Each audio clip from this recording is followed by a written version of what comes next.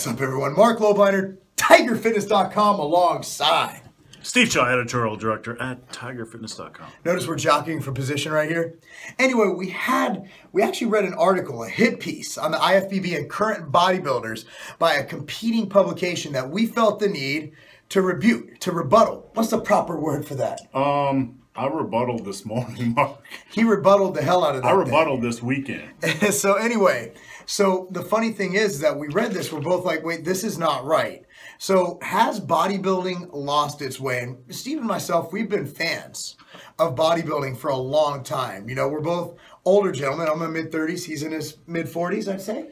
Yeah, I'll be 48 in 2 weeks. That's still in the middle. That's still in the middle. So our whole thing is we want to kind of explain why we defended bodybuilding as it is. And those metaphors you used about NASCAR and everything. And I figured instead of just doing a video on my own, I'd go to the man who wrote the piece, who I thought was one of the best written pieces in the industry history. Now, Steve, what's your opinion? Has bodybuilding lost its way? Hey, Mark, I think bodybuilding is better than ever. I mean, the criticism from Arnold was that, you know, the mass monsters and the big guts and all that kind of stuff. But look, you know, from Arnold himself, this is kind of shocking because, you know, back in the day, Arnold was the mass monster. He was like 6'2", 6'3", or whatever. He redefined the look.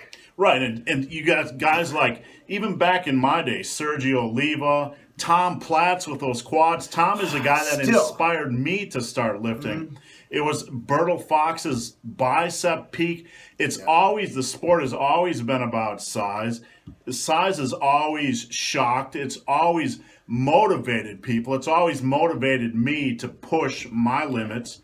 Even as somebody who transitioned from bodybuilding to powerlifting, you know, one of the things I mentioned in the article is that, yeah, Frank Zane had amazing aesthetics, and we all appreciate that.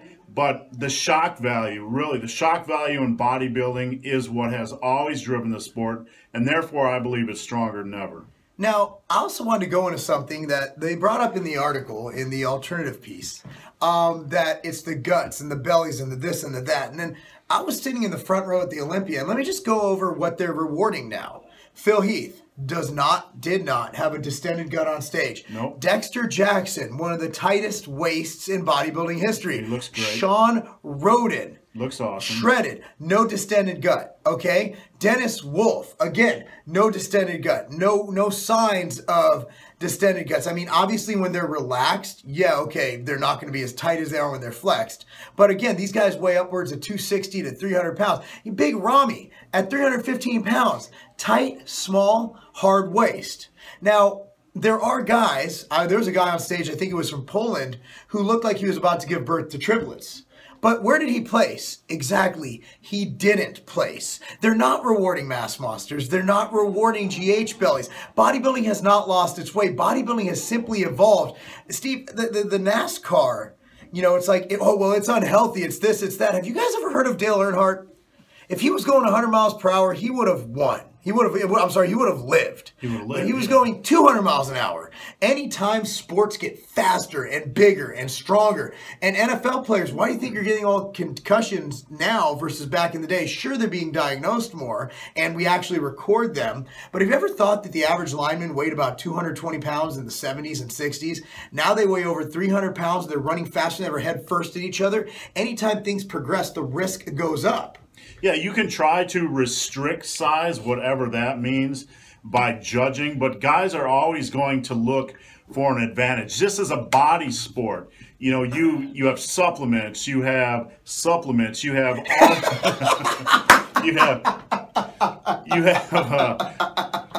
Sorry, that fucked me up. But you can restrict size. Guys are it's gonna go down a different avenue of extreme. They're gonna get leaner. They're gonna look for every advantage you can. So whatever way you think you're going to restrict the sport, if you restrict size, they're gonna go for more leanness, more conditioning. They're gonna look for whatever physical advantage they can get. Now I ask you, what do you want to see? You want to see guys bigger? Or would you rather see smaller guys looking more lean? Yeah, may I just give just interject real quick? If you want to see smaller, more aesthetic guys who don't carry the mass and don't weigh 260 on stage, but weigh like even the best of the best is 195, why not just go to an OCB show? Why not go to the Yorton on October 24th? If you want to see that, we already have something for you. And it's called the OCB. It's called the IFPA. It's called Natural Bodybuilding. And you know, on that subject, Mark, natural bodybuilding is bigger than ever. Bigger than ever. Yeah. You hear this argument in powerlifting too. Is powerlifting dead? Is bodybuilding dead? These sports are bigger than ever. And not only that, but because of Arnold, because of Sergio, because of Phil Heath, because of Jay Cutler, and now Big Ramy. Yeah, all these guys, there's more people out there than ever lifting weights. And let's not forget Kai Green. Him and Phil, their battle for superiority has been one of the most, it's right up there with the Jay Cutler and Ronnie Coleman. It's fantastic to see. So I really want to point out that bodybuilding is not dead, and there are alternatives.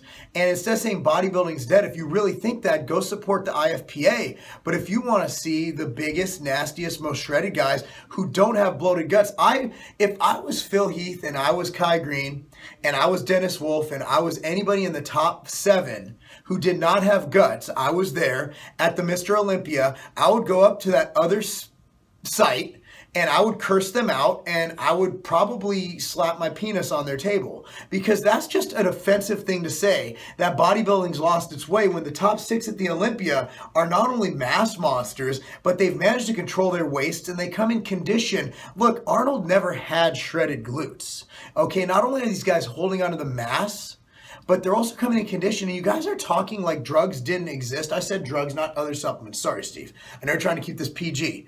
But Arnold had drugs. In fact, it's known fact, and they've admitted to this, they didn't even count how many D-bol pills they took half the time. They take a handful of them like Pez and just pop them in their mouth. And it's like, well, Menser kept a documented log. He did. Menser was one of the few. Do we really know what the hell these guys were taking back then? Do we really know it? So and if you want natural bodybuilding, we have natural bodybuilding. If you don't like the mass monsters, go to the Yorton Cup on October 24th. Support that. But I'll tell you what, I'm going to the Yorton, and I'm going to the Olympia, and I'm going to the Arnold. You know why? Because I'm a fan of the sport, and the sport has not lost its way. You know who's lost its way? You've lost your way. You know who I'm talking about. I have my way. He has the isolate. You've lost your way in that you've turned your back on the industry, and you've turned your back on bodybuilding. Because another company outbids you for title sponsorship, you decided to wage war against what we have. And you know what?